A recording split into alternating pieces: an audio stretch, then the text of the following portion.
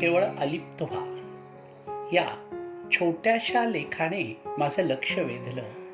मला विचार करायला भाग पाडलं आणि मला असं वाटलं की हा लेख आपल्या वयातल्या किंवा कोणत्याही वयातल्या व्यक्तीसाठी अत्यंत आवश्यक असा लेख आहे आणि म्हणून मी तो माझ्या आवाजात आपणापुढे देत आहे. शांतपणाने केवळ अलिप्त व्हा. ताज्या फुलांचे आपल्याला कोण कौतुक असते आणि ती देवाच्या पायावर वाहिली की आणखीन आनंद होतो. फुले घेताना ती माझी असतात, पण देवाला वाहिली की ती त्याची होतात. किती शांतपणे आपण हे स्वीकारतो, अगदी अलिप्त होतो. ज्याचे होते त्याला दिले, फक्त हा भाव मनात असतो. त्या फुलांची ओढ संपलेली असते.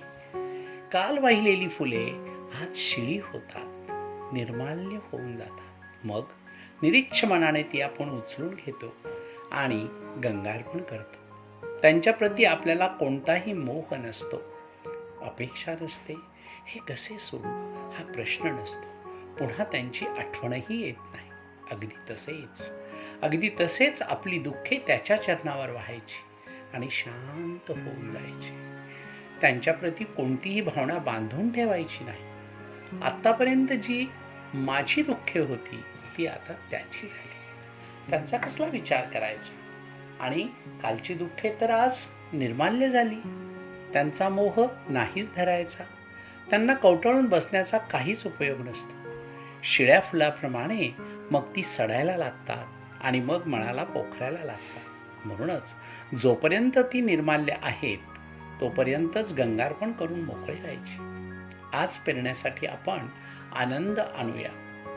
धान्याची पेरणी करताना जशी जमिनीची मशागत करतात तशी मनाची साफसफाई करू आणि तिथे आनंद पेरूया. तो षटपटीने उगवून येतो.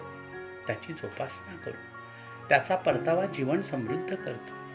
दुःख सोडून द्यावे, निर्माल्य बनून जाते. आनंद पेरत जावा, समाधान बनून राहतो. पारखून घेतले तर कोणीच आपले नसते आणि समजून घेतले तर कोणीच परके नसते.